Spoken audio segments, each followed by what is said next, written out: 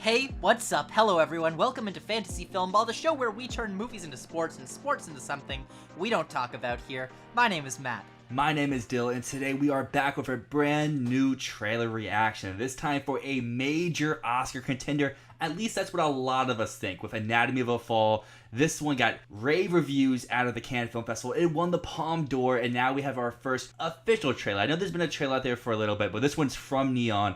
And I guess the first reaction I have is whoever Neon's trailer editors are, give them a raise. Because every time they put out a trailer, it's always 10 out of 10. Regardless of the movie's a 10 out of 10. Their trailer game, I think, is better than A24's. Watch the trailer from the other, I think it's the Australian distributor of it, and then watch this one. And the difference is astronomical. Apparently the other trailer is a little bit closer to the film's tone, but this trailer is spectacular. I genuinely think this is one of the best trailers of the year. I think it's going to make people come out to see this movie. What I've said in the past about maybe this could be a Best Picture frontrunner, but it doesn't have what Parasite had, where Parasite just like brought in crowds. You show people this trailer, they are coming to see this movie. Absolutely, this makes it look like a commercial play. It makes it look like this could, not do Parasite numbers, but it could make quite a bit of money. I don't know, 30, 40 million domestic, I could see. Possibly. Which is wild for a French language movie. Although you wouldn't know it's French language from the trailer, would you? You would not. And my one reservation for the box office possible totals is this could have a cinema score issue because they're like, oh, English courtroom drama. It's not that, obviously. So they'll be like, oh wait, this isn't the movie I thought it was. With like Parasite, they knew what they were getting into. And some people going in may be like, wait, this isn't the movie I signed up for, and then be upset. But on the other hand, they could come in and be like, whoa, that was a lot better than I actually thought it was going to be. Which I think carries us over into our first topic in terms of awards, because that's what we do here on the channel. Neon, they have this, they have some other stuff too, but this is their main push. Yeah. This has to be their main push. They've got it in their prime spot, the spot that they put Triangle of Sadness in last year, the spot that they had Parasite in a few years ago. Ferrari, I think they see as a very commercial film, that it's going to make them a lot of money. This is the film that they see as their awards movie. I do see this being a big push across the board, and I think it's going to be successful. I could see this getting nominations everywhere, all the way to the Oscars. This is going to be a big thing at the Golden Globes, at the BAFTAs. It's going to be everywhere. Critics love this movie already from its reviews in the Cannes Film Festival. Even if it's not massive financially, I think it'll do well. In terms of, I guess, its awards trajectory, there's been talks. Is this eligible for an international feature? Is it not? We still don't have an official ruling, but do you think it matters if it's eligible or not? Do you think this still performs above the line regardless? Regardless of whether this is submitted by France, this is not a Portrait of a Lady on Fire situation where, oh, France doesn't submit it, they pick something else and suddenly Portrait's just dead. It's not that. Neon is putting their full neon-ussy behind it.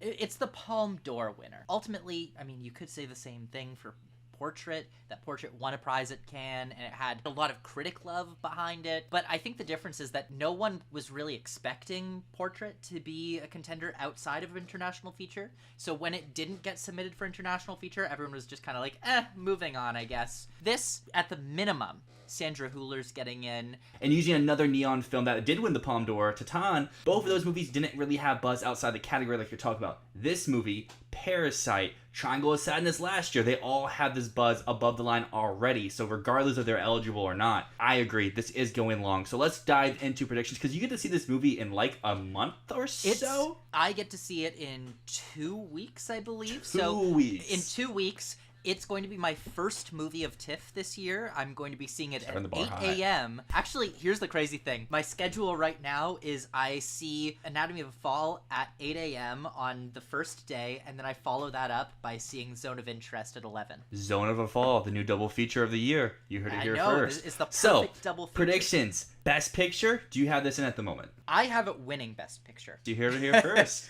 I just put it there. In our last predictions video, it was my number 11. I think it just fits with what I look for in a Best Picture winner. I think it's going to bring support from both like more populist groups, like people who just want a really compelling thriller of a movie that's gonna like have them on the edge of their seats. And it's also artsy, so I think it really bridges the gap. Not only do I have it getting nominated, I have it winning. How do you feel about that, Dylan? Is that a little too far for you? To me, it is a little too far, but I understand the reasoning. It checks off all the boxes that you talk about and we talk about here on the show all the time. So it makes sense. For me, I want to see it. I want to see how it does at TIFF, how it does with a more general audience before I'm willing to jump aboard that. But I do have this in picture. You know, I had it in picture before you did. I just didn't have it winning. But I've always had like the 7 to 10 range. It's just, to me, it's warming more up. I don't know if I have it in director at the moment, but if you have it winning picture, do you have it in director? Actually, at the moment, I have Justine Triet just on the outside at number 6. Me too. I'm highly considering dropping Jonathan Glazer and putting Justine Triet, especially if I have this as a Best Picture winner. That would be very likely. Maybe the potential path for this is not Parasite. It's closer to something like Coda. It's somewhere between, where people are saying like this is a lower tier contender, and then at the very last minute it just goes whoop, there we go, it's a winner. I'm gonna see it in a couple of weeks. I'll know then if I really believe in it or if this trailer's just really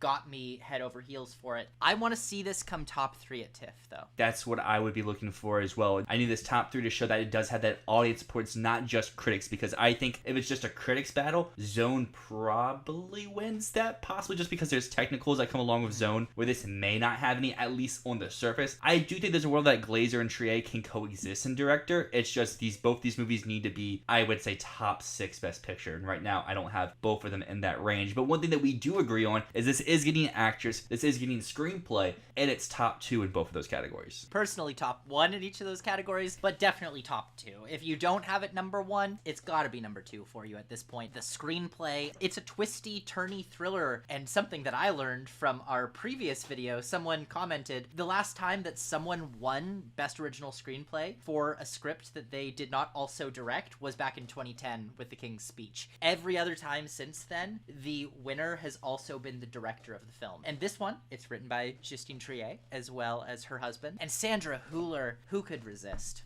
Who could resist? We've heard a lot of people compare her role here to Cate Blanchett in Tar, and that sort of level of magnitude, but there's no Michelle Yeoh to take her down. At least yet, there's no Michelle Yeoh. Yes. I do agree that I currently do have this winning actress, but I don't have it winning screenplay. I still have Past Lives, but they're both firmly in there for nominations. So we each have picture, actress, screenplay, international. That's where I am, though, with my nominations. Do you add anything else to the list here before seeing it? I add editing to mine. You know what? I'm just gonna say, even though it's not in my top 5 for director, I will also say that I do have director, just because I know I need to figure out a way to fit Justine Triet in. I just haven't figured it out yet. It will happen, though, so director's on there too. But that would mean this is much closer to something like Parasite than it is to something like Coda, which I mentioned before, where this would kind of have to be top 5 for like most of the award season, which I guess I'm sort of leaning towards now. I think it might just be a runaway sensation. This also means